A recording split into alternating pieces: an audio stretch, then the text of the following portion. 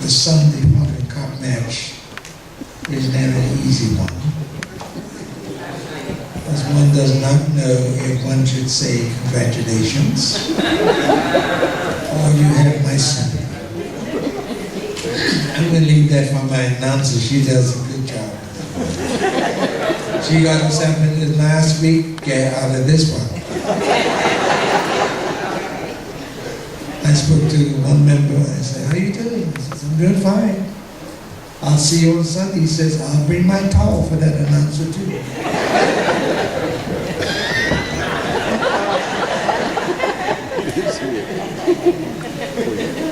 How good it is to see you this morning. What a lovely weekend, wasn't it? Great weekend. And God's been in the blessed business for Bermuda and Bermudians all our lives.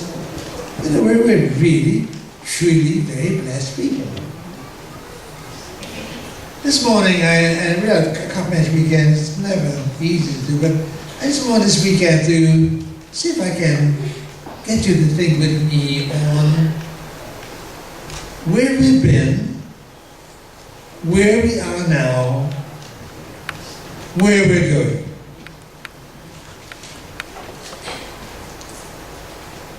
I hear a lot about where we've been. Every article talks about what we've been through, how we've suffered, put upon, downtrodden, discriminated against, and the pain we suffered. Every once in a while there's an attempt to celebrate where we are. And we do a pretty good job of that. Sometimes I think a bit limited, but at least we try. But I don't hear an awful lot about where we're going. Maybe we're a little too stuck in where we've been. And if we as a people will become a nation with a forward-thinking agenda, and we've got to do a lot of thinking about where we want to go. So think with me on remembering the past. Remembering it.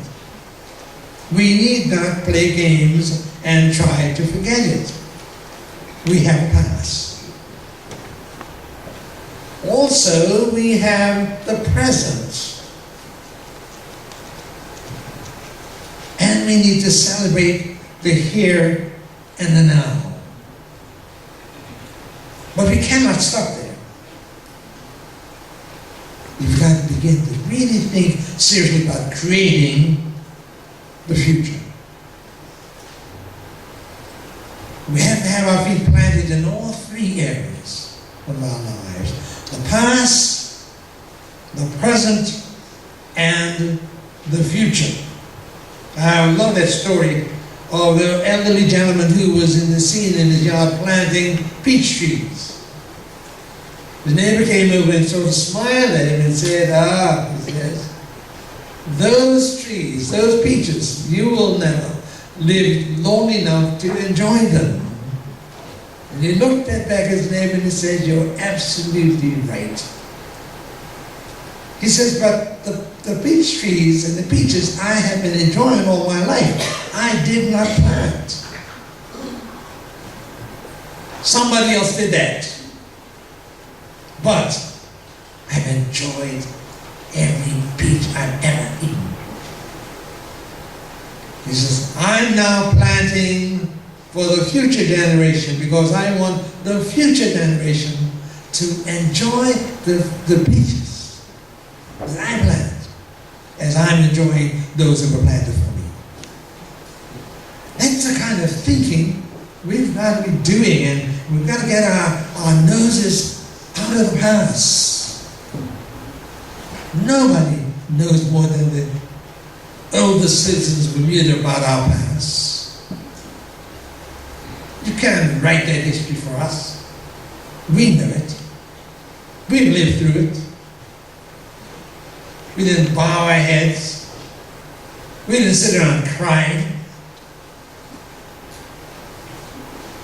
We remember the past. But we're celebrating the present, because without that past, we would not be who we are today. Without the hardships, without the insults, without the setbacks, we would not be where we are today. We're not going to get stuck in the present either, because we want a better life for a future generation. I said earlier this morning, and the sad part about all of this is some of our young people have left us in the past.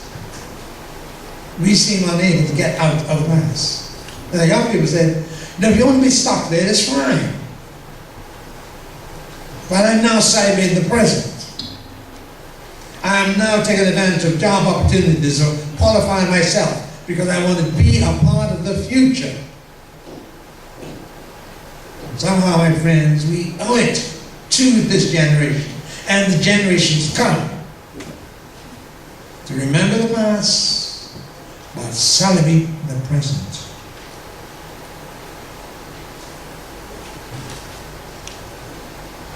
The book of Deuteronomy, the 6th chapter. Moses speaks to the people of Israel. He says, the Lord promised your ancestors, Abraham, Isaac, and Jacob, that he would give you this land. Give it to you. Now he will take you there and give you large towns with good buildings that you did not build, and houses full of good things that you did not put there. The Lord will give you wells that you did not dig, and vineyards of olives that you did not plant.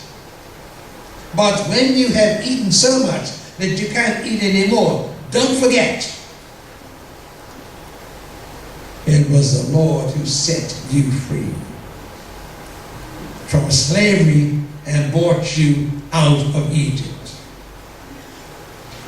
Don't have to forget. There's no reason to play the game or forget it. Remember. But I want you to keep in mind something else he says in the same time. In verse 20, someday your children will ask, why did the Lord give us these laws and teachings?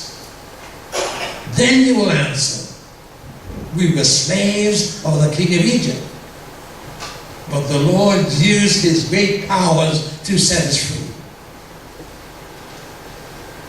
We saw him perform miracles and make horrible things happen to the king, his officials, and everyone else. The Lord rescued us from Egypt so he could bring us into this land as he had promised our ancestors. That's why the Lord our God demands that we obey those laws and worship him with fear and trembling. And if we do this, he will protect us and help us to be successful. Way back when. Don't have to forget. Just remember. Remember that you were there and God never forgot you nor forsook you. That's the way God works. The psalmist David puts it in a lovely way.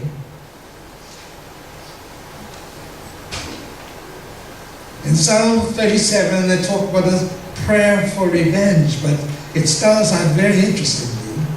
Besides the river of Babylon, we thought about Jerusalem, and we sat down, and for a moment we wept, we cried. And we sat down, we hung up our harp on a willow tree. Our enemies brought us here. And now they want us to sing. They insulted us and shouted and told us to sing about Zion. here in a foreign land? Do we dare say? And then this prayer. Jerusalem, if I forget you, let my right hand go limp, let my tongue stick to the roof of my mouth, if I didn't think about you above all else. So in the midst of all my problems, in the midst of my trouble, in the midst of my segregation, in the midst of my frustration, I have a God who protects.